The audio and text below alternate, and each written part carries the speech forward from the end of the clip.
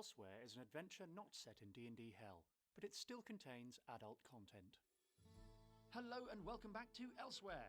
If you're enjoying the show, don't forget to like and subscribe wherever you're listening.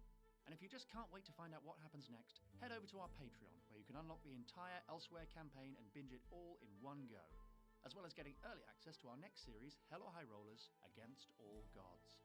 And that's not all. On our Patreon, you'll also find our brand new side campaign, Flabbergasted, a role-playing game set in the Roaring Twenties, where our protagonists are scrambling to climb the social ladder. Click the link in the episode description below to unlock all the bonus content you could ever want. And now, welcome back to the world of Elsewhere! Whoa! Hello, my name is Chris Leask, and I play the character of Mr. Shadow, who is a rogue human. And a little interesting thing about Mr. Shadow is that sometimes he wears reading glasses to look busy. Aww. Yeah, he doesn't need them. He doesn't need them, No. but like if he looks like he's just sitting there for no reason, he just put reading glasses on so it looks like he's doing something. But just sits there still.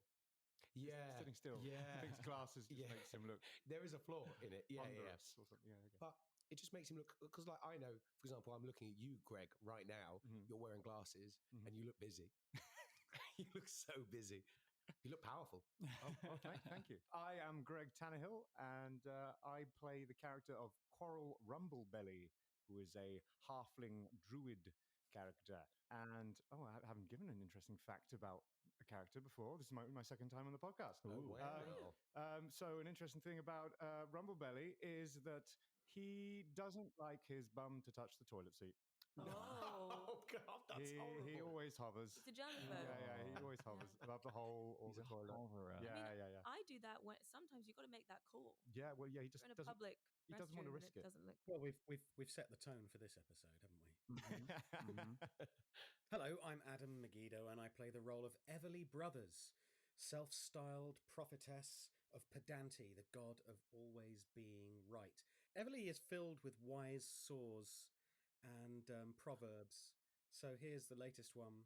Give a man a fish, and he'll eat for a day. Give a man a trawler, and he'll get involved in international disputes. Yeah.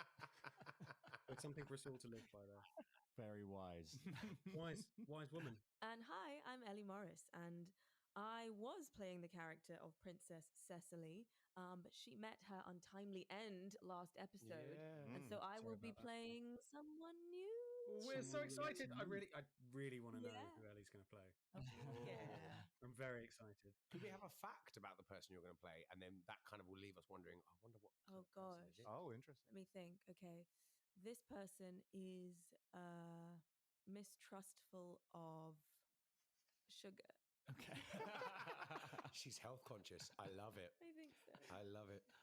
Okay, so the only thing left to say is all of your characters have leveled up to level 4 since the last episode. Oh, wow. We're doing a milestone thing, so rather than earning experience and keeping track of it, which is not fun to listen to or to do, I'm just saying you're now level 4, and you have new spells and new abilities and things, which will come up as we go. I don't. Sorry, just to put it out there, I'm a rogue. I have nothing new. I'm just a bit more better at climbing a wall. You can stab better. Oh, yeah, I want to be a spellcaster. And as you go up levels, you become more bitter about your choices. Yeah. Okay, so let's begin episode 5 of Elsewhere.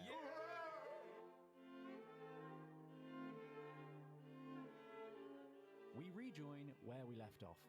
You were making your way out of the plains of neutrality, leaving the smoking ruin of the Deus Expo Center behind you. As you walk through the expansive countryside, you take in the breathtaking beauty of the sprawling grasslands. Quarrel, where are you from?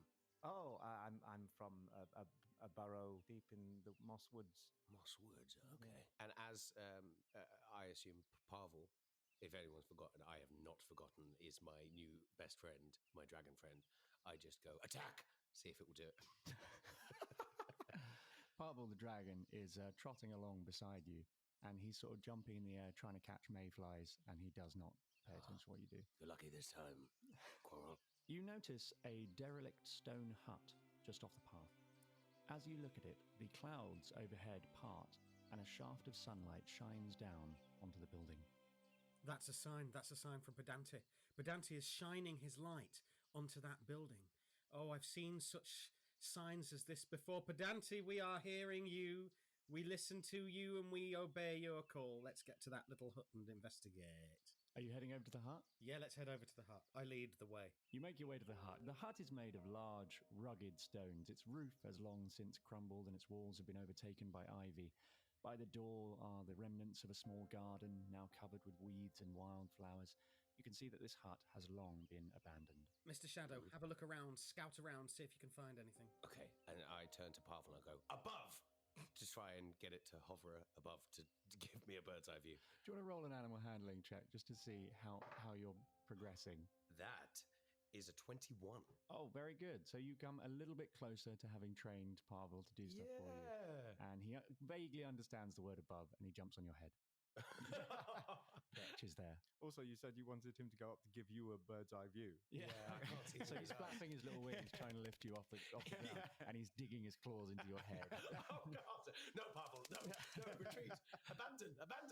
Yeah, you take 4 points of damage. Oh, no. I stare at Mr. Shadow, staring at him like he's really disappointing. And I say, Is this what you intended? Is this what you wanted to do then, Mr. Shadow, is it? No, I want to serve you and I want to serve Pedante, but it would be nice to have a companion that is a dragon. Don't you think? You don't think the companionship of perhaps the prophetess is enough for you? The chosen prophet of Pedante. By the way, I've just decided, I mean, as it's evolved over the last few games, Everley just hates Mr. Shadow. When she's got nothing to do, she's just going to have a go at him for no reason whatsoever. So this is today's lesson in contempt. Is that what you mean? Is that what you mean? You just want to, you'd rather have the company of a dragon than the prophetess of Pedante? No, but I mean... No. Is that all you got to say? Right, come on. Here I go in the name of Pedante, and I push open the door. At your touch, the wooden door simply falls off its rusted hinges. Stepping inside, you see the hut is a single room containing no furniture or decorations, just an uneven dirt floor and a fly buzzing around annoyingly. Oh, I wonder why Pedante shone his light on this strange, dilapidated shack. Let's keep searching around, see if we can find out. I'm going to make an investigation check. Go ahead. That's 3. Okay, so you you achieve nothing with your investigation check, but it doesn't really seem like there's much to achieve. It's just a very bare, empty room. Oh, it's quite nice in here. It's nicer than my place. What is your place? Oh, it's a hole back in the plains of neutrality. Yeah, it's the best I could get. But I had a lot more flies. Would you want this place? You had a lot more flies. A lot more flies. There's only one here. A lot more room. A lot more dead things around. Yeah. The fly buzzes over to you, Everly, and lands on your face. Get off. Get off.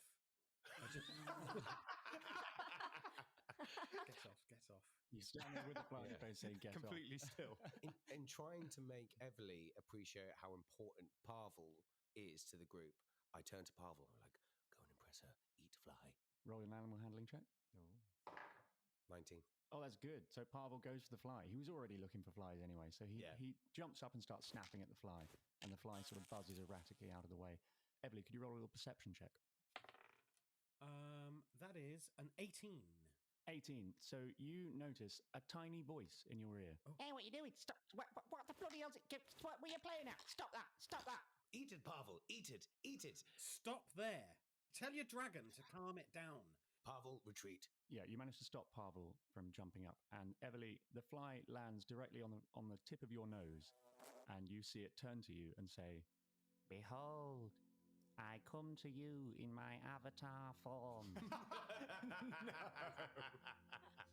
Oh, bow down. It is the great Pedante. Oh. As a fly. My eyes are crossed, so I'm looking down my nose at the fly, and I'm holding out my arms as if I am the chosen vessel of Pedante. And I say, "Oh, bow down. Pedante has chosen this moment to speak with me, his chosen prophetess. We're listening, Pedante. May you never be wrong." "'Tis I, the great Pedante. Bask in my glory." Right. Look around you, Everly.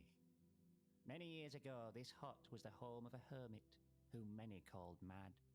He believed the world could be put to order. He believed that rightness was a tangible force. It was through the power of his belief that I came to be. This is the room in which Pedante was born. Oh my and goodness. It is here. Yes, don't interrupt. Go on. And it is here. Yeah, you've done it again. No, do you know what? Tell you what, in all honesty, there's a slight delay.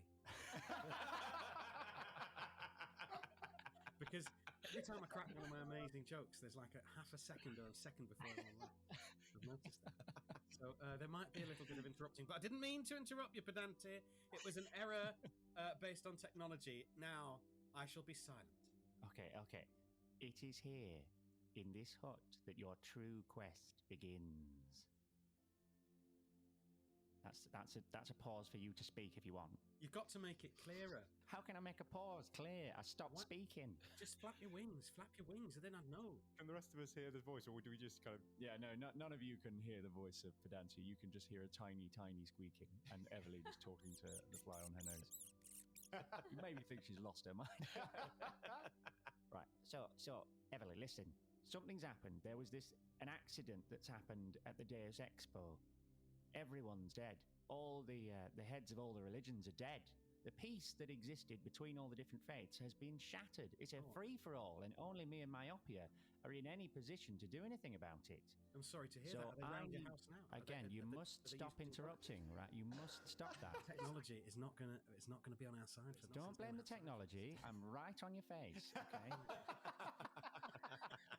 Listen, all right? There's no rules anymore. Myopia is not going to hold back, so we can't either. This is my opportunity. This is our opportunity to spread the word of Pedante, understand? Oh, yes. Absolutely. Golden opportunity that, may I say, I had a great hand in bringing about. How did you have anything to do with this? Well, I was... my sister challenged me to prove the glory of your name, so I pulled a few strings. Don't worry, I have my methods. But anyway, we are where we are, so carry on. Everly, you didn't kill everyone at the expo, did you? Well, not directly, no. Okay, good.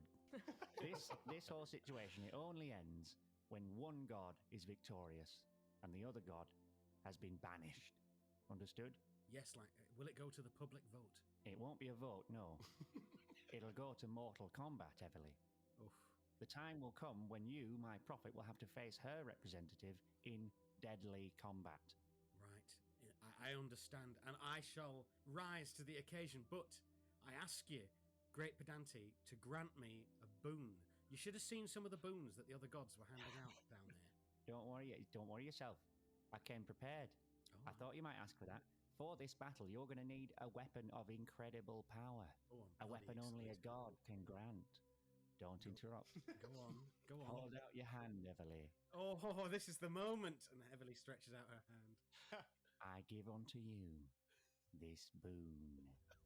And in a shower of radiant light, a stick materializes in your hand. This is the stick of potential. Right. Say on. Because to me, you've always been trying to palm me off with an arrow, and to me, this is basically an arrow with both ends taken off. Well, that's a very negative way of looking at it. All right. At the moment, it is admittedly just a stick. It's 1d4 damage. But no, just relax, okay? As I gain believers, the stick will gain power, becoming a true weapon of rightness.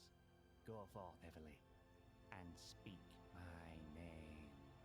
And the Pedante fly, buzzes away and hits a window pane. Oh, come on. Somebody open the window. Pedante's trying to get out, please. I cannot for life for me. What is this? I go over and I open the window. Oh, there we go. There he goes. Pedante has spoken. And you all heard him, didn't you? No. We couldn't hear. We didn't hear anything. What wasn't close. Oh, well, let me explain. I'll tell you then. He said, I am the greatest of all the prophets that the gods have ever seen. Right, of course. So as Everly continues to explain everything that she just heard, I'm now going to come out of character and explain to you guys how this is going to work, okay? So you have now been given a holy mission. You have to travel the land, converting as many people as possible to the religion of Pedante. The plains of neutrality, where you are now, are bordered by 3 settlements that you haven't yet visited. These are Goldhaven in the hills to the north, Saddlebrook in the pasture lands to the east, and Finmere by the lake to the south. You have to spread the religion of Pedante to these regions in whatever way you see fit. So you can choose where you want to go, and you can do anything you like to try and spread pedantism. The way we will measure your progress is with these dice, which I am holding up. He's holding up the dice. I'm holding up dice. I have a bag of blue D20s and a bag of red D20s. The blue D20s represent you gaining followers, and the red represents you losing followers. Anything you do can earn you positive or negative dice, and I will be the judge, and I will reward you with dice as I see fit. Okay, so some examples of things you could do are you could complete quests. The more difficult the quest, the more dice it will be worth. You can earn the favor of influential people in the towns. You can try and perform miracles and impress people with feats of skill and bravery or whatever you want it to be, or literally anything you can think of. So you're kind of doing it's a sort of open world, free for all, convert the population game. Understand? Great, love it. Awesome, yeah. Successes will earn you the positive blue 20s, failures earn you the negative red d20s, and fair warning, the servants of myopia may be working to undermine your progress. Okay. The stick that you've been given, the stick of potential, is powered by religious belief. So when you finish exploring each region, Pedante will bless the stick of potential. All the d20s you've earned, positive and negative, will be rolled. We add up all the blue positive ones, we minus all the red negative ones, and the total is how much belief you gained or lost in that region. And so how high your total is will determine how powerful the effect is that is applied to the stick. Great. To give you an example, if your final score that you achieve is over 50, then you'll get the most powerful effect. And there's kind of godlike effects that you could earn. And then there are different tiers going down as your score goes down, all the way down to potential curses you can get on the stick if you go into the negative. Make sense? Great. So great. Yeah. Fantastic. By the time you've explored all 3 regions, the stick will have been blessed or cursed 3 times and gained 3 different effects. And I've come up with a huge table of various different things you could get, and it will be a kind of random choice, and you're aiming to get the most powerful one you can. And how powerful or powerless the stick will be is down to how successful you've been in your mission. And then you will have to use the stick as your weapon in a fight to the death. Absolutely amazing. Sounds great. Sounds better than anything that we might contribute. Could you remind us of those 3 realms again? The realms are Goldhaven to the north in the hills, Saddlebrook to the east, and Finmere to the south. And we'll rejoin Everley mid-conversation, explain what happened, and then you guys can decide where you want to go. Which is why I am basically going to be decked out in gold from now on. But Pedante's love of me aside, we must head to Goldhaven in the north. Why Goldhaven? Why Goldhaven? It was the golden light of Pedante that shone on the hut, which is where the hermit was born, and it's the gold light of Pedante that we're following to Goldhaven. Do you see what I'm doing? May you never be wrong. May you never be wrong. Well said. I would like to take this moment to appoint my second in command. Oh, thank you, Everley. I would be honoured.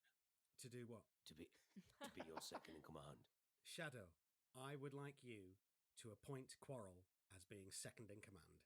Oh. It's because I don't have a stick. Well, to be honest, it's not just the stick. You've tried to tongue me twice, but we won't go into that.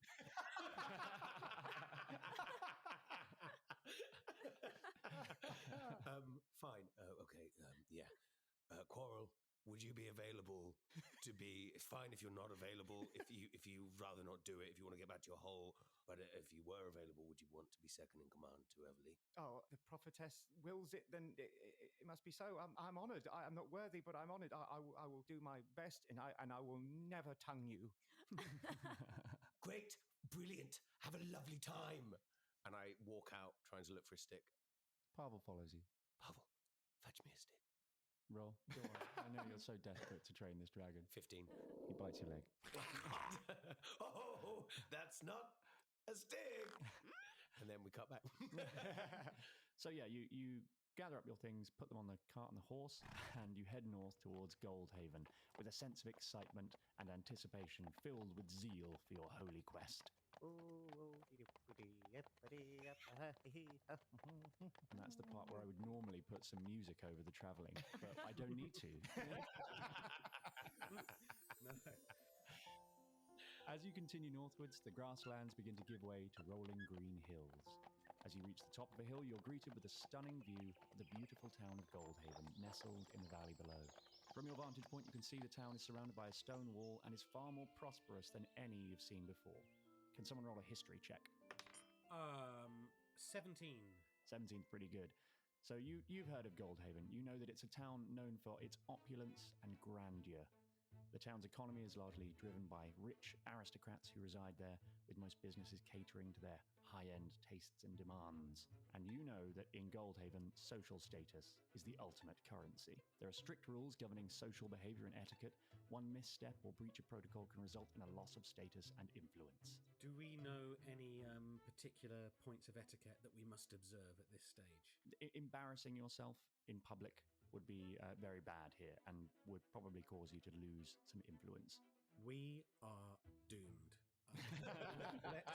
Let's gather up as much potential as we can. I explained to Quarrel and Mr. Shadow everything I know about the town as we approach the gate. Maybe we should go tux shopping, because I mean, I'm in fighting gear. I don't think I'm going to look very good unless I was your bodyguard. That's a very good idea. May you never be wrong. Okay, you're my bodyguard.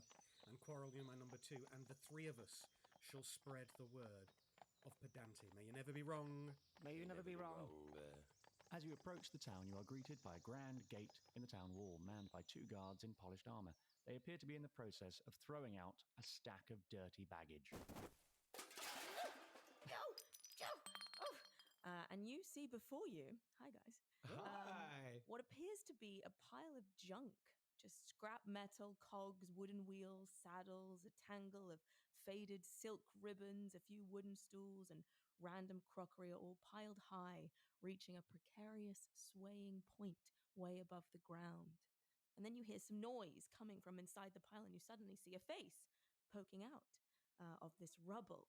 And this is Agnes Blorka, a pinched-looking rock gnome with long, knotted, silvery hair.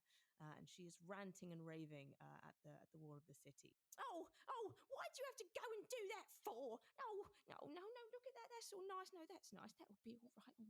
Oh. I walk over to her and I offer her my hand to help her get up to her feet. Oh, wow, a true gentleman. Or lady. Oh, lady. Oh, I'm sorry. Me eyes are going, and they broke my glasses. Oh, look. And she picks up this kind of tangled, shattered pair of glasses. Oh, gosh. Why'd they have to go and do that? I take out my reading glasses that I would use to look busy, and I give them to you. With amazing moment of reincorporation. Incredible. Thank you. No, really appreciate that at all, except you. Thank you. I appreciate that, Adam. I mean, there you are. At the beginning, it sounded like just an offbeat little humorous comment, and now look at you. Now it's canon. Doing proper improv. You're welcome, everyone. Now it's canon.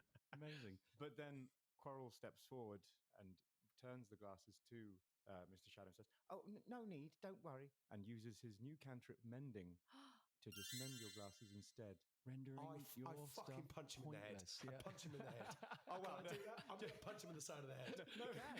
No slow build up of just like absolutely just not. I'm punching him in the head. 0 to 100.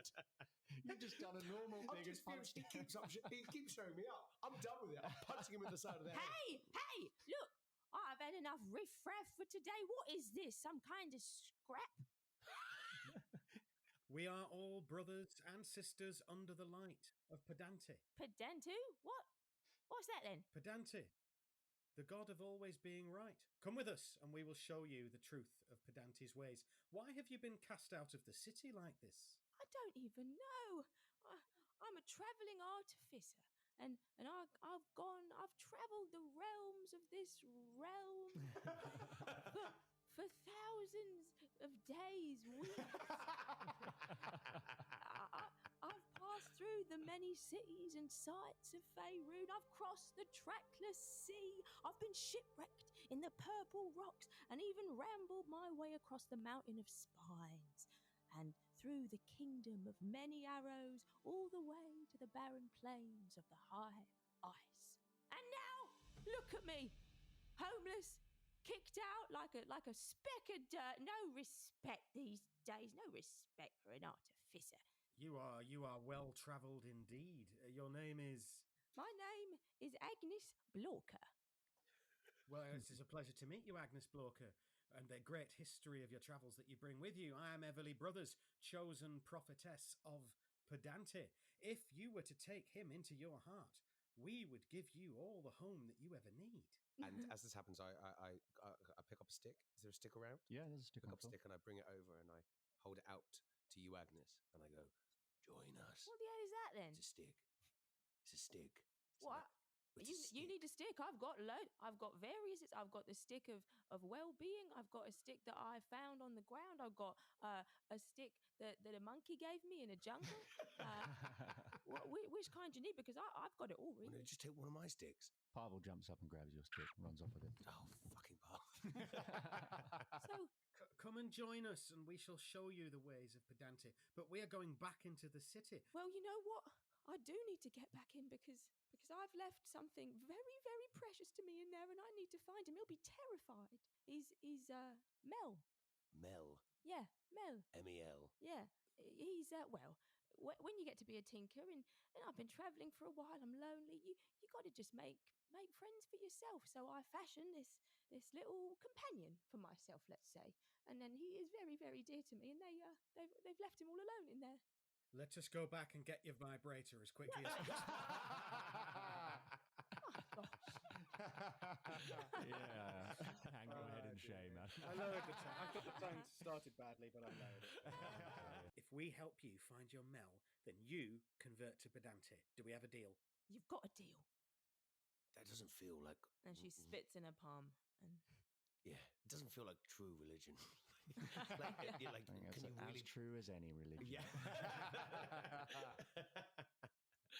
So the two guards that threw her out into the street have gone back inside now and closed the gate behind them. Why don't you get into the cart? We'll cover you in a tarpaulin, and then we'll get you back in. All right. Well, thank you so much. And she just dives in. Don't thank me. Thank Pedante. All right. I will.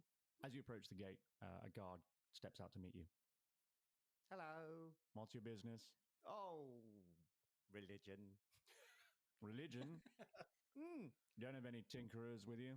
No tinkerers here. Just us friendly acolytes. No tinkerers, no artificers. They're banned from this town. Oh no, but I do need a tinkle, so we could hurry on through. Roll a persuasion check. Ooh, 19. The guard says, I too have poor bladder control. Enter. And the gates swing open. Thank you.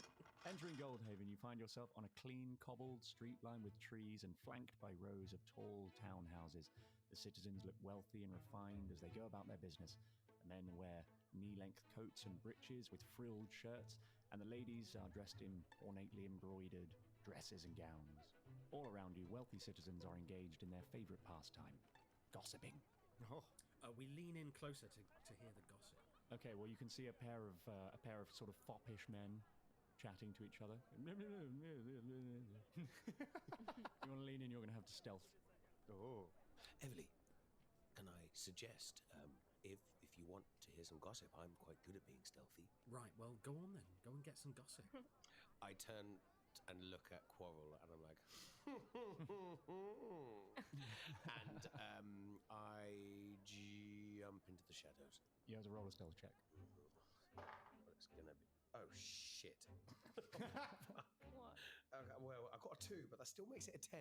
Okay, so you try to jump into the shadows, but you accidentally just jump into a slightly shadowed brick wall. You bounce off it. Everyone turns and looks at you. Oh my! Allow me, prophetess. I cast Pass Without a Trace, which adds another 10 to my stealth roll. Wow! And I roll a natural 20. Bloody spellcasters, man! I hate them! Oh, So wow. all the flowers in my mutton chops and stuff get a bit bigger and shadowier and kind of like vampire cloak billow around myself. You just completely disappear. You're invisible, effectively invisible. Partly helped by the fact that Mr. Shadow's caused a bit of a distraction by embarrassing himself. You're welcome. You are welcome. And you approach two fops and you overhear them talking. Well, I hear Lady Cleomina Mimsy de Boustier's only daughter, the heir Delphinia, has recently surprised all members of the society by becoming engaged to Count Rackfish. Yes, well, I've heard the same thing. I'm one of those members of society. Why are you telling me? Everybody knows that. Well, I don't know. I don't have any gossip right now. I have some gossip. What do you want to know? I could very happily listen to this all day. I have to say. You know, I've heard that no one's seen or heard from the priest of Tyr since he left for the Deus Expo 5 days ago. No one knows what's happened to him. He left the temple and hasn't returned. Well, you know, I have an invitation to the ball this evening. Oh, you lucky thing. You got an invitation to the masquerade ball. Yes, I do. So I'm going to get the inside scoop on what's happening with Lady Mimsy de Boustier's and her daughter. Okay, so Quarrel scuttles back and appears right in front of Mr. Shadow. Yep. Prophetess, it seems they really, really like gossip here. And there's a ball tonight, some sort of fancy ball. Well, you have done excellently, my number two. What we must do is spread the word of Pedante and say to these people, there are only two gods left in this realm. Pedante is the true god. I mean, we've got it down to 50-50. Let's find a tavern or somewhere where we can hole up. And also, we've got to get this bloody gnome out of the way because she's completely illegal.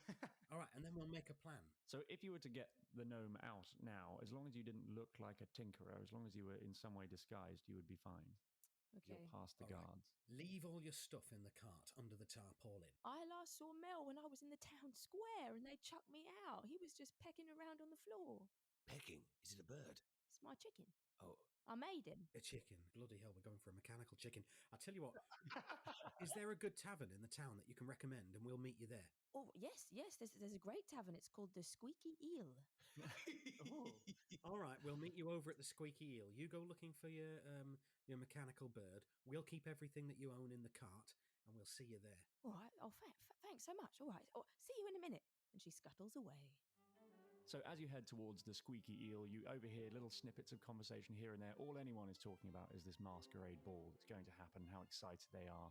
And the buzz is generally what you heard earlier, the quarrel that Delphinia Mimsy de Boustier, the daughter of Lady Mimsy de Boustier, has announced a surprise engagement to Count Rackfish. Rackfish? Yeah. Count Rackfish has been rumoured to have been on the verge of bankruptcy until the announcement of his recent engagement to the very wealthy Mimsy de Boustier family. That's the gossip of the day. Mimsy de Boustier and Count Rackfish. De Boustier. De Boustier. The Bustier. I'm not going to remember that one. That's fine. I'll keep saying it. I can't remember my own name. We still in So you head to the Squeaky Eel. Yep. Meanwhile, Agnes goes to the town square. Okay, so she's wrapped in a cloak and looking more normal. Mel! Come on, where are you silly chicken? Come on, Mumsy's looking for you. Come on. You can see that a little crowd has gathered around something. Oh, all right, I'll go over. As you make your way through the crowd, peering between their legs, you see a man in white robes flipping a coin and calling out, "Heads!" The coin lands, and it is heads. And the crowd applaud politely. I'll do it again. Flip, tails, and he's right again. Oh, wow. What are the odds? You see, the power of myopia.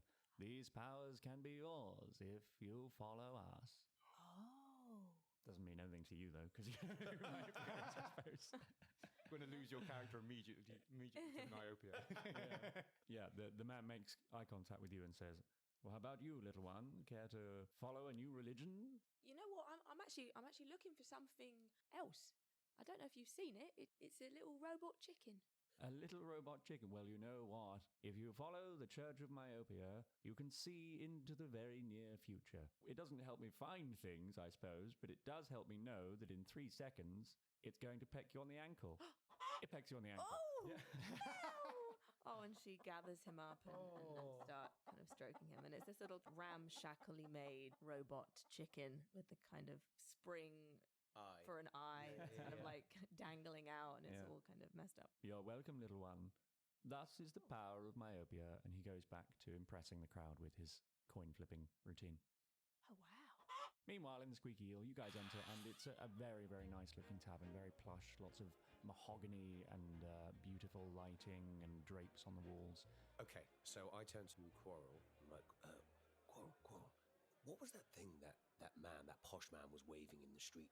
Oh, I believe that was a ticket to the masquerade ball. Well, Everley, I hope this is okay with me saying as the third in charge. Oh, hold on a moment. Hold on. You're not the third. Who said you were the third in charge? Well, I just assume that there's only three of us, so if there's two in charge, I'm the third person. Then... No, I'm here now. Oh, God, gee, I thought you were in the square. Agnes shuffles in. She's wearing a huge hat, which is housing the robot chicken. Just to not draw any attention to herself. Did you find what you needed, Agnes? I did. Thank you so much. Yeah, there was a guy out there in the square who was it was a religion that sounded like yours, and he told me where she would be. Oh, that bloody! Oh, I tell you what, those myopians, they get everywhere, don't they? Well, anyway, you've pledged yourself to Pedante, and we'll deal with that later. So she's not third in charge. No, I just want to make it clear. Quarrel is my number two, and by the way, how good was he just now, disappearing like that? He was fine. Almost like a shadow, Mr. Shadow. He just faded, didn't he? Anyway, he's my number two, and the rest of the pecking order has yet to be decided. Shadow, you're somewhere at the moment around number 11, leaving me space to put other people in. 11? Oh, shit. Struck to the heart. Pour to blade. He sings to himself. Right. Yeah. Anyway, absolutely, we must get to this masked ball. We got to get an invitation. We got to get masks, and I need a fabulous dress. Well, you know what? I think number 11 is about to become number 10. And I get onto the floor, and can I do a perception check looking at people's pockets? You can, yeah. Go for that. 22. Oh, yeah. You with laser vision, you focus straight in on an invitation poking out of the pocket of a man in military uniform sat on his own. Great. And like I've oiled myself up, I just slide myself across the floor. Yet I haven't oiled myself up, so I'm not sure what... You've got a flask of oil. If you want I oil myself up so I can just slide across the floor towards it, yeah. Yeah, go for an acrobatics check. Oh, yeah, 16. Oh, yeah, you successfully slide yourself across the floor, narrowly avoiding people's feet and legs as you go, and land yourself under the table where he's drinking alone. And I'm going to try and sleight of hand, take the Go invitation. for it, yeah. 18. Yeah, okay, you successfully do it. Great, slide myself back. Slide yourself away. Yeah. I'm doing very well. It's because he really wants to be number 10 now. So that is 24. I can't stop you, really. So it was pretty weird and far easier than I thought it would be. But you didn't even meet the guy. You just slid in, it slid away, much like an eel. Oh. And I bring it back and I show it to Everley and I go, I've got you an invitation. Well, that was quick work, wasn't it, Mr. Shadow? Not bad at all. Thank you. Adam, I've just emailed you something. You can just open that. That's a copy of your invitation. Ooh. Oh, here we are. Look at it. Oh, it's beautiful, I must say. Oh. Dear esteemed guest, it is with great pleasure that Lady Mimsy de Bustier extends an invitation to you for a night of revelry and enchantment at her manor to celebrate the engagement of her daughter Delphinia. You are cordially invited to attend a masquerade ball where the moon will be high, the music will be lively, and the masks will be simply divine. Ooh. You are encouraged to come dressed in your finest attire. I cannot make it clear enough that I need a fabulous dress. And don't forget to bring your most alluring masquerade mask. Oh, we're going to need to get that move on with the masks. Whether you choose a feathered fan or a velvet cape, a glittering tiara or a mysterious veil, let your imagination soar as you prepare for a night of mystery and intrigue. Oh, I tell you what, this is the sort of thing I've been waiting for, because I feel like I've been scrabbling around in dung for the last 10 days. And now, this is a chance to dress up and actually be seen by society. Oh, this is going to be wonderful. If you need a dress, I could go and sleight of hand someone's dress in the That sounds very problematic. Go around undressing women. Undressing women, but they wouldn't know. Covered in oil, slipping around on the floor, nicking dresses. Yeah, no, you're right. Conscience. Man, whoever heard Don't this. do that, sir. I just overheard you say that. Please don't do that. That's the bartender. That's very embarrassing. I feel very exposed. Okay, Everly. So we need to get you a dress. We need some masks. I did see a clothing store on the high street. Oh, that's what we're going to need. Why doesn't one of you go down to the clothing store and get us all some fantastic finery, while another one listen for rumours, and I'll stay here with a pint and a pie. Okay, I leave the tavern. I go to a costume shop. Okay, yeah. So you head to the street of mask makers, where you might find masks and costumes and things. So as you wander down the street of mask makers, a sense of wonder washes over you. The buildings themselves are works of art with their elegant facades adorned with intricate carvings and detailed mosaics. Each shop is a unique masterpiece, beckoning you to explore its treasures. There are shops with names like Thanks for Masking, Mask But Not Least, and Little Maskals. Oh, that one. That was good. Yeah, I want to go to that one. Oh, that's going to be for kids. It's a specialty children's mask shop. Looking in the window, you can see there's a huge array of beautiful masks, and they all have very high price tags on them. They're all, about 50 gold pieces is the average price for a mask. Fine. I go into them. Can I help you, sir? What? A very tall, thin man approaches you, looking down his nose at you. He does not look impressed at what you're wearing. You're covered in oil. Oh, I'm not impressed. They can barely speak. Open your mouth more. I don't open my mouth and I don't help yourself. Jesus, this is okay. Fine. I need 3 of your masks. I need 4 masks. I take that back. Which masks? I don't know. The cheapest. The cheapest mask we offer is 40 gold pieces, sir. Each? Yes, each 4 of those will cost you 160 gold pieces. Okay. Is there someone somewhere I can try one of these on? Is there like a private room with a mirror that I can take these in and try them on? Roll a persuasion check. I think with a disadvantage because you're covered in oil and clearly lying. 7. 7, yeah, he's not falling for it. Cullingford! A large man steps out, grabs you with his giant meaty hands and throws you out the door. You land in the street, smeared in the dirt, and you hear a voice say, "Perhaps I can help?" Oh, who are you? You look up and you see an elderly man with a long white beard standing by a cart piled high with masks. Oh, hello, sir. Can I have 4 masks? Oh, hello. Yeah, let me help you up to your feet, sir. You're looking for masks, are you? Yeah. It's rather overpriced, this street, isn't it? Oh, it's ridiculous. Yeah, it's too expensive. Well, how much money have you got? How much money do I have? I don't think you actually have any money, do No, you? I don't. You came here with nothing. 10 gold. Roll a deception check. Oh, God. Fuck, 7. Yeah. and I sit there going, look. There's no need to lie. There's no need to lie. Look. You're covered in oil and mud. And We haven't got gold, but we've got things we can trade. Shit, I forgot you were there. Well, hold on. Listen. You need masks. So I've got masks. Maybe you could do something for me in return. All right. Oh, yeah, what do you want? I want to go to the ball. Well, that is not a problem, sir. I'm desperate to go to a masquerade ball, but a lowboard like me could never get in. Would you be willing to let me join you and go to the ball? I think we have no choice, do we? Right, what is your name, sir? Hello, I'm Arcadian. Arcadian? Yes. Arcadian, I think you've got a date to the ball. Oh, how wonderful. Now, please just give me 5 fucking masks. One for yourself. Fuck. Where's the rest of your group? They're at the tavern. One's eating a pie and one's being a douchebag. Let's head that way. And Okay. you walk back to the tavern and he brings his cart of masks with you. Great. Mr. Shadow's having the worst day. Yeah, I love it. It's having such a miserable time. The door opens and your now 3 companions walk in. I'm massively out of breath. I'm just like, okay, I've got 5 masks. This is our new friend. And I turn to him and I'm like, you now believe in Pedante. I tell him. No, I don't. Oh, fine. Okay, well, he's coming to the ball with us, but we've got masks. Has anyone got 4 more tickets?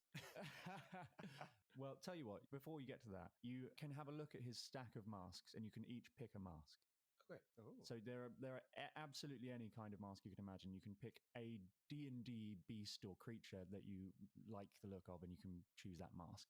Oh, that hippogriff looks pretty fancy. I've always fancied having a beak one day. Yeah, put on a hippogriff mask. I find a mask that is perfectly like my own face. That is literally just covered so you can only see the eyes. So you're wearing a shadow mask. A shadow mask. Yeah, okay. Yeah. Very good. Agnes? She is going to go for something shiny. What about a shiny metallic chicken like yours? Yeah. A metallic chicken mask. Yeah. Yeah. Okay, yeah. She's going to cosplay Mel. Yeah. Everly? I cannot think of anything clever, so we're going to go with a Pegasus for now. Oh, very cool. Okay, and Everly, you get a Pegasus mask. And Arcadia, he puts on a fox mask. Why not? Ooh. So you all now have masks, and you have one invitation. You can try and duplicate that invitation, or you can try and blag your way in with just one. I think our new friend Agnes might be able to come up with some fake invitations, so that's probably sorted. I just need a bloody good dress. I might be able to help you with that as well. Got a lot of fabrics, a lot of silks. Well, I'm going to say you can either make duplicates of the invitation, or you can make Everly a dress. If you don't have enough invitations, you'll have to do some quite difficult checks to get in. Well, if it's up to Everly, she wants the dress. If it's up to me, we should do the invitations. Okay, let's get the dress and blag our way in. Yeah. Yeah. Right. Okay, great. Yes. Oh, yes, I picked up some beautiful silks on my travels. Yes, come with me. Come with me. We're going to go back to the cart and fashion Everly a dress. Oh, a quick montage? Yeah, of, quick. Oh yeah, dressmaking Cute montage. montage. Ripping silks. Yeah. Slicing scissors. Everly, what's your... Slicing scissors. Slicing silk with scissors. Can you roll an intelligence check with advantage? Okay, 18. Great, yeah, you make a really beautiful summer dress for Everly.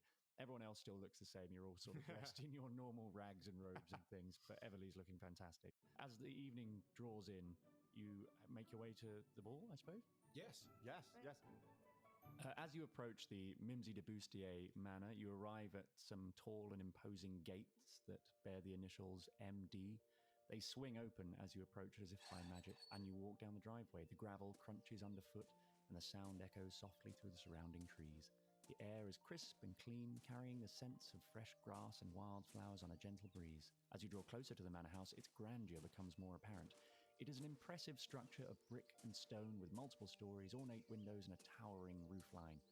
At the door stands a butler, dressed in finery. He looks a little bit nonplussed, I would say, by the four of you, including Arcadian, who are not dressed for the ball at all, but you're all wearing masks at least.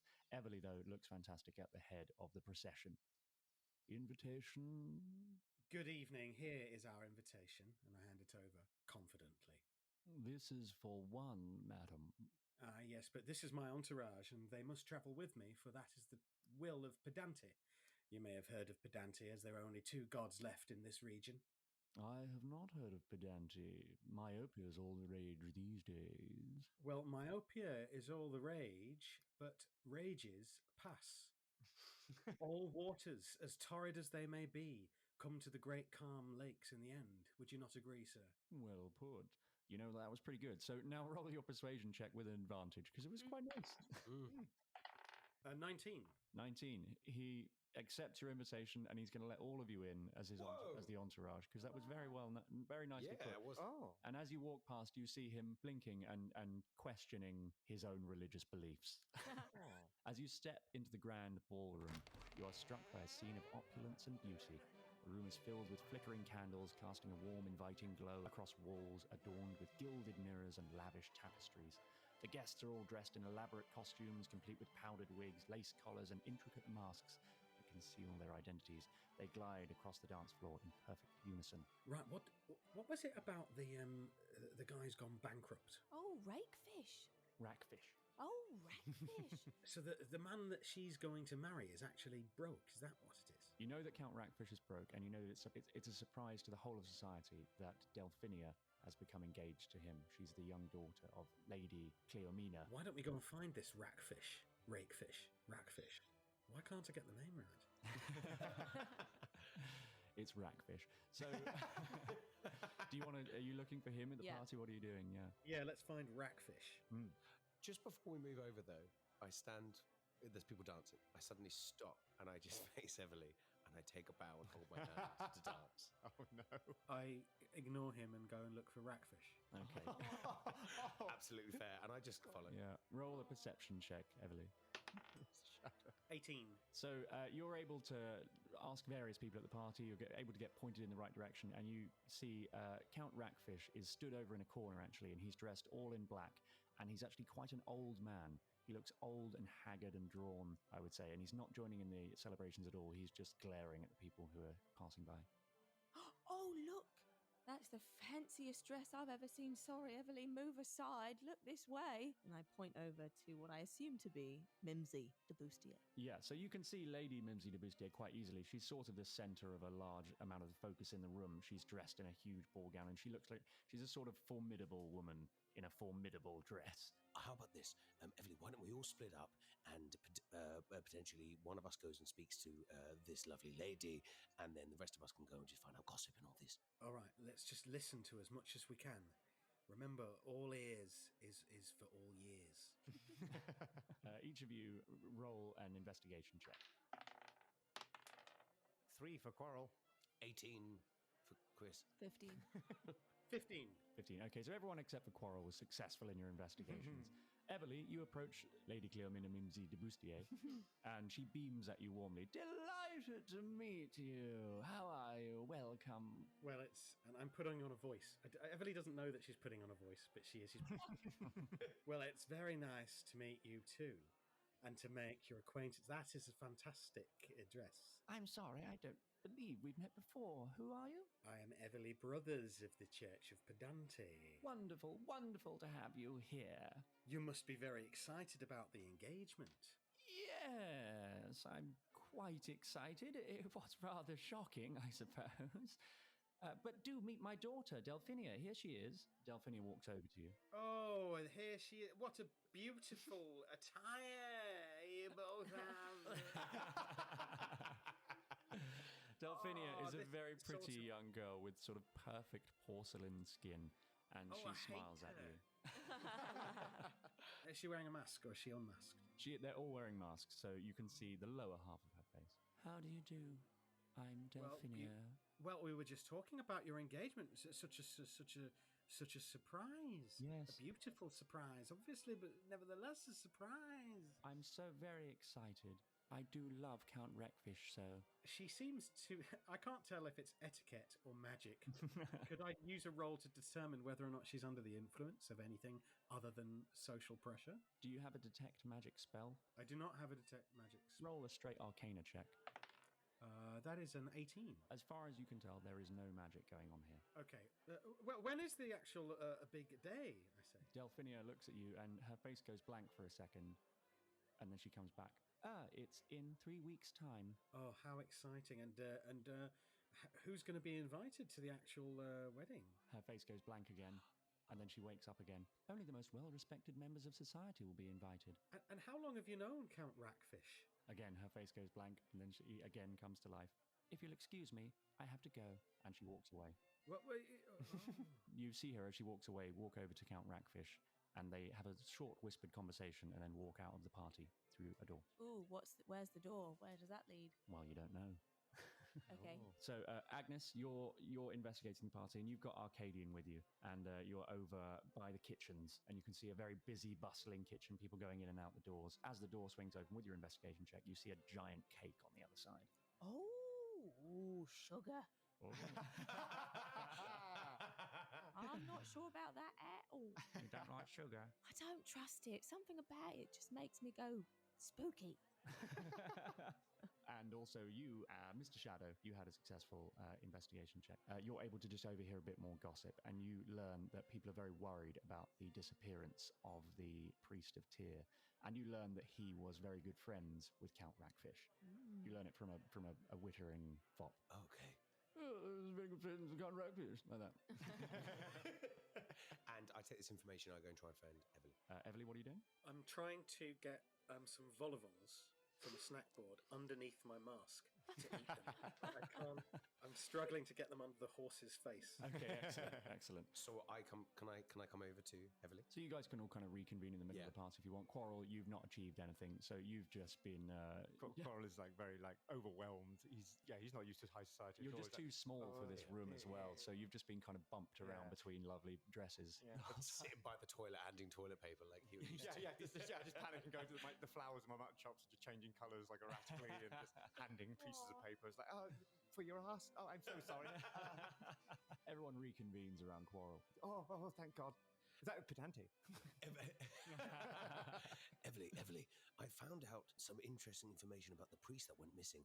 He was good friends with this rat suck. What's his name? Count Raxish. Anyway, where are they now? They've gone over to that door. Look over there. And I point out where they've gone. Quarrel, why don't you move stealthily like you did earlier and go and either follow them through the door or find out what they're saying? Because of my magic is a bit tired right now, so I think I'll have to do it a different way. Oh, no. Don't make a scene. Stop making a scene. Making a scene. So if you make a scene at the party, it will not go well for you. Go on. Can I hold his mouth while he's going through this pain? I'm like, do it into my hand. So just roll a straight d20. Okay. And if it's over 10, you successfully do this. If it's under 10, you make a scene. Oh no, come on. 11. Wow. Okay, yeah, you just about managed to cover the screaming, and you turn into, what are you turning into? I turn to a little kitten. Okay, you're a little kitten wearing a hippogriff mask. Great. And you following? Yes. Okay, so you dart through the legs of the people at the party, and just as the door's closing behind Rackfish, you do that thing cats do where they sort of slink through at the last second. Exactly why I wanted to be a cat. So yes, fantastic. That's great. And you follow them up a set of stairs and into a study room. They walk into the study room. Are you going in with them, or they might notice you? You'll have to roll a stealth check with an advantage. With advantage, thank God. 19. Okay. The other roll was a 1. Oh, wow. Okay. Wow. So you're a very stealthy cat. Yeah, you managed to stealth through and sit in the corner of this opulent study room, which overlooks the ballroom. There's a window that overlooks the ballroom where everyone's dancing below. And you see Count Rackfish and Delphinia walk in, and Count Rackfish looks very angry. I told you to avoid speaking to people as much as you possibly can, you idiot. So sorry. I'm so sorry. He takes out a remote control in his hand and presses a button, and her face pops off. Oh! And you see clockwork underneath. He's a very, very advanced automaton. Oh, God. Wow. He fiddles with some wires inside and puts her face back on, and she says, oh, thank you, feeling much better. Take this. He takes out a vial. The apothecary told me it should be absolutely untraceable. It will look like a heart attack. In a few minutes, the staff will extinguish the lights to bring out the grand cake. That will be your opportunity to get to her drink. Now go. Delphinia takes the vial and walks out the door. Whoa. God. Back down in the party, everyone's swanning around having a nice time, and Arcadian walks up to you, Everly, and says, enjoying the party, are we? Yeah, I'm fine. It's a problem with the Volivons and the mask, but other than that, it's fine. What do you mean? What do you want? What do you want? Well, I'm just excited. The entertainment's about to begin. Righteous takes off her mask and her fake beard and stands up to her full height. Oh, I might have guessed it. What are you doing here? I'm spreading the word of myopia. What are you doing here? Embarrassing yourself again? No, I haven't embarrassed myself, and my dress is a lot better than your beard. Well, maybe you haven't embarrassed yourself yet, but as I said, the entertainment's about to start. All of you, wherever you are, feel your masks clamp onto your face. Oh, shit. Oh. And a very powerful polymorph spell runs through your body. You all feel your bodies warping and changing. Quarrel, you change from a cat into a hippogriff. Oh.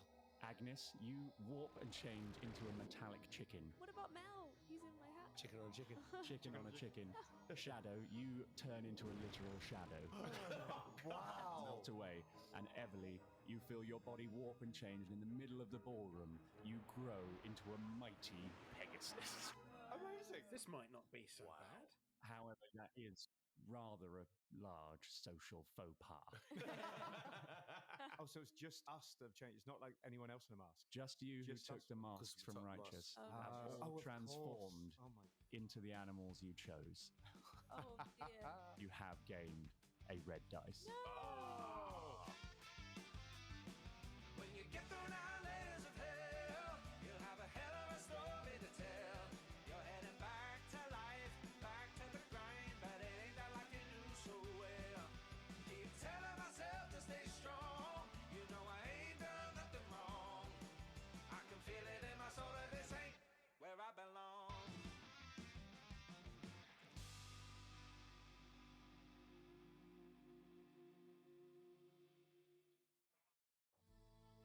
Thank you so much for listening to Elsewhere. If you're enjoying the show, please take a moment to like, review, and subscribe on your favorite platform. It will serve as an offering to Trendix, the god of social media algorithms, and help others like you find the show. And don't forget, you can listen to the entire first season of Hello High Rollers right now, wherever you get your podcasts. Plus, check out our new YouTube TTRPG show, Action Point Zero, featuring Greg Tannehill, Chris Leith, Bryony Corrigan, and me. Just search for Hello High Rollers or Action Point Zero on YouTube to find it. Thanks again for listening. May you never be